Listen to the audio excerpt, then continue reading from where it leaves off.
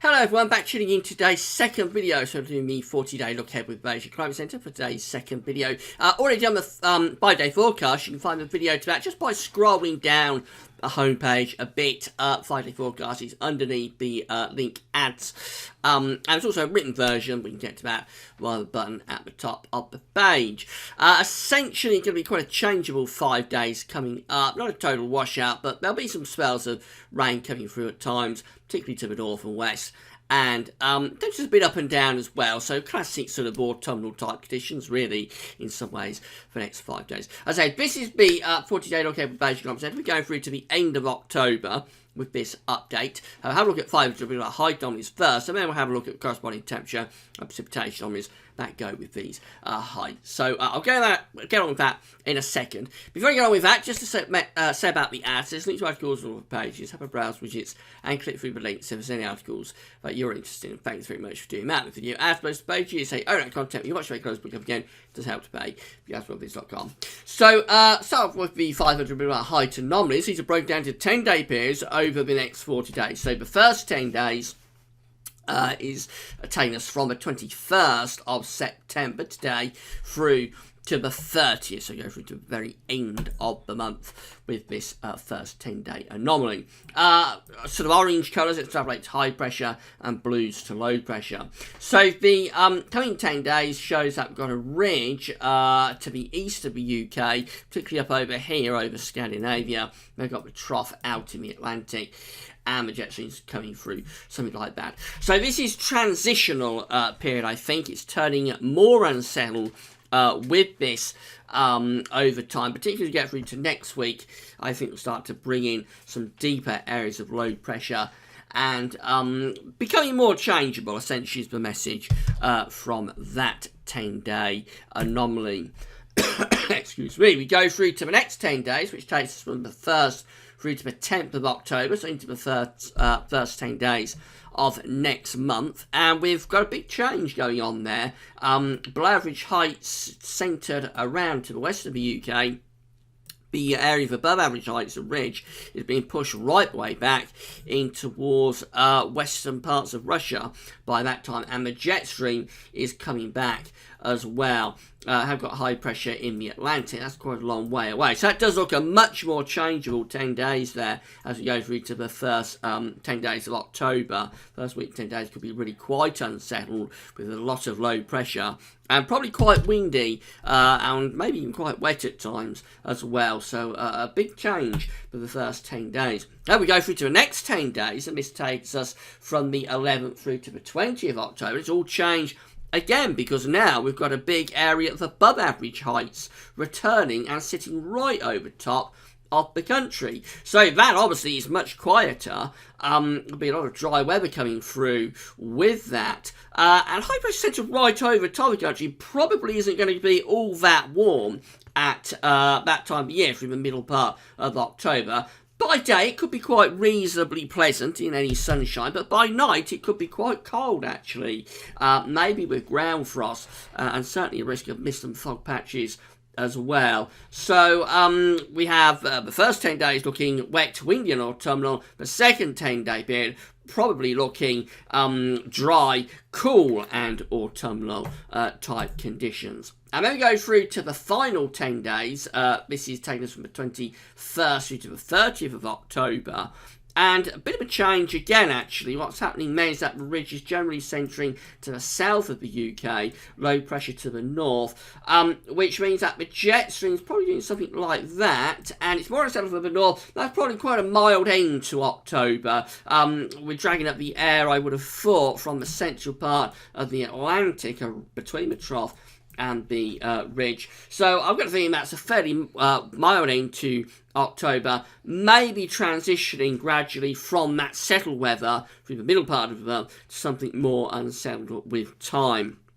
But I think the main thing with that is that we probably end October on quite a mild note. Let's see what the temperature anomalies are doing then. So the first 10 days comes out generally milder than average. I think that could be a bit over the top really. I'm not sure the anomaly is going to be that great for the coming 10 days. I'll place that more. It's around 1 to 2 degrees above average in those orange colours. I'll place that more to this part of the scale for the coming 10 days. It will be a bit above average probably when you average it all out, but I don't think it'll be much more than around half a degree, perhaps to 1 degree above average. So I think that anomaly's a bit overdone, a bit over the top. Don't think it'll be as warm as that, but probably it will be a bit above average. The or the 10 day, second 10 day anomaly, should say that it's a week 2 anomaly there. It's a second 10-day anomaly, goes from the 1st through to the 10th of October. Comes out a little bit above average, not as big as the first anomaly, but still a bit warmer than average for that one. That's during the very Atlantic-driven period. This one looks really quite unsettled. And again, I'm not sure the temperature anomaly will be that much above average. I'll place that, based on the height anomaly anyway, closer to average. Next 10 days is when the anticyclone is sitting over the top of the country. Now the model is going above average for that 10 days as well, the 11th to the 20th. Thing with that is, by day it could be quite pleasantly warm. By night it is likely to be pretty cold.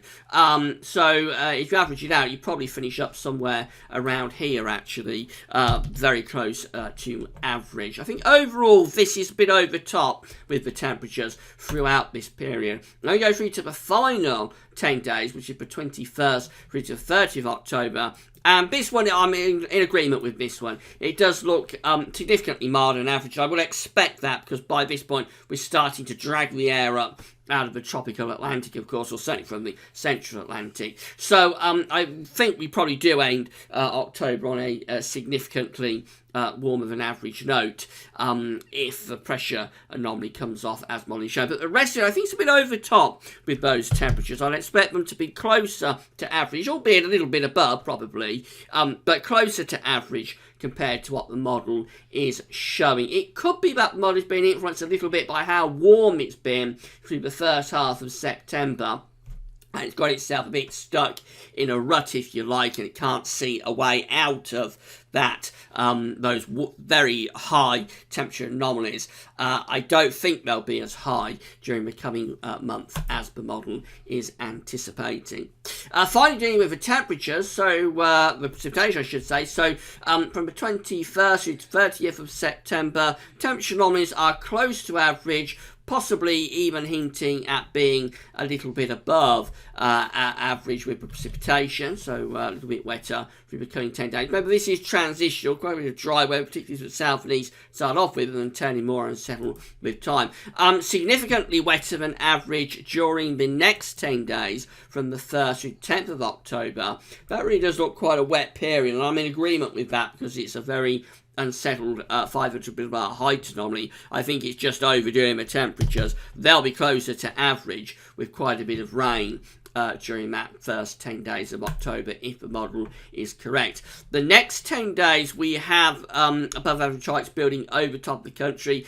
And interestingly, rainfall is still coming out a little bit above average. I'm not sure that's quite right. I would place that more towards the drier than average side of things through that 10-day period. Of course, it could be transitional, so it could be that it starts off quite wet and unsettled, and then it turns drier the further along we go.